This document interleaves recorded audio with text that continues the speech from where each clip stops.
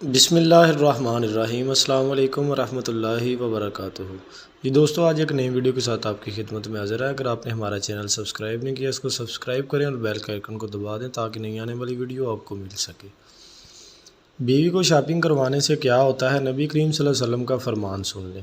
اہل مغرب نے اسلام میں خواتین کے حقوق کے بارے میں بہت پروپیگنڈا کر رکھا ہے، لیکن سچ تو یہ ہے کہ جس طرح کے حقوق اسلام نے خواتین کو دیے ہیں، اس کا تصور دنیا کے کسی اور مذہب میں نہیں پایا جاتا۔ قرآن و حدیث کی تعلیمات کو دیکھا جائے تو معلوم ہوتا ہے کہ بہترین خاوند اسی شخص کو قرار دیا گیا ہے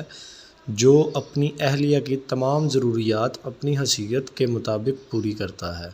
اسلام میں عورت کے حقوق کا اس قدر خیال رکھا گیا ہے کہ مرد کے پاس یہ اختیار نہیں ہے کہ چاہے تو اپنی اہلیہ کے اخراجات اٹھائے اور چاہے تو اس پر ہی ان کا بوجھ ڈال دے، بلکہ اس پر لازم کیا گیا ہے کہ وہ اپنی اہلیہ کے اخراجات کا مناسب طور پر اہتمام کرے۔ البتہ اسے یہ گنجائش بھی دی گئی ہے کہ وہ اپنی بساط کے مطابق جتنا ممکن ہو خرچ کرے،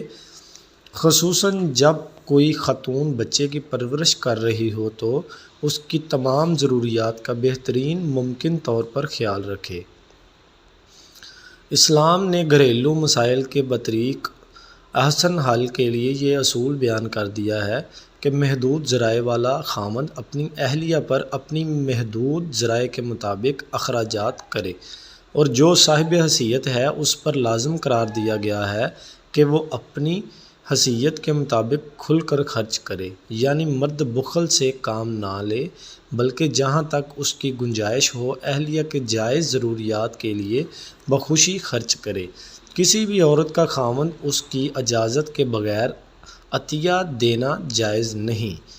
اور ایک روایت میں ہے کہ جب خاوند بیوی کی عصمت کا مالک بن جائے تو اس کے لیے اپنے مال میں کچھ بھی جائز نہیں۔ ترمذی کے علاوہ باقی 5 نے اسے روایت کیا ہے۔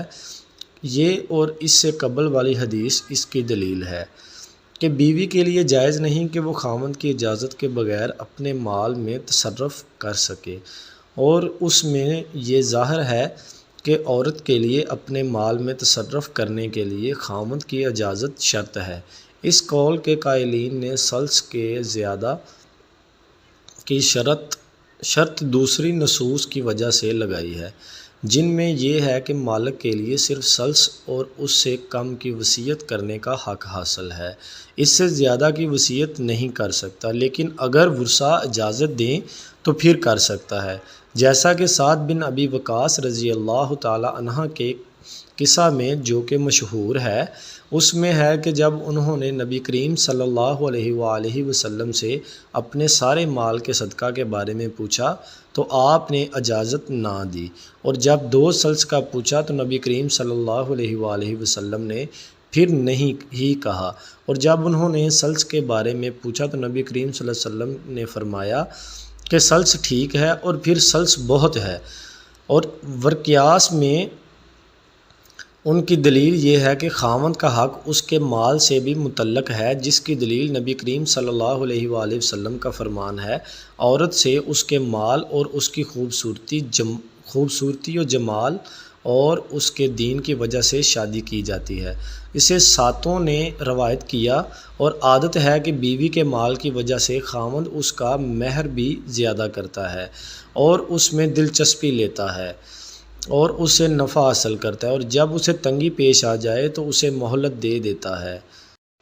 تو اس طرح یہ مریض کے مال کے وارثوں کے حقوق کی جگہ ہوا۔ اگر ویڈیو پسند آئے تو دوستوں کے ساتھ شیئر کریں، اور نئی آنے والی ویڈیو دیکھنے کے لیے ہمارے چینل کو سبسکرائب کریں اور بیل کے آئیکن کو دبا دیں تاکہ نئی آنے والی ویڈیو آپ کو مل سکے۔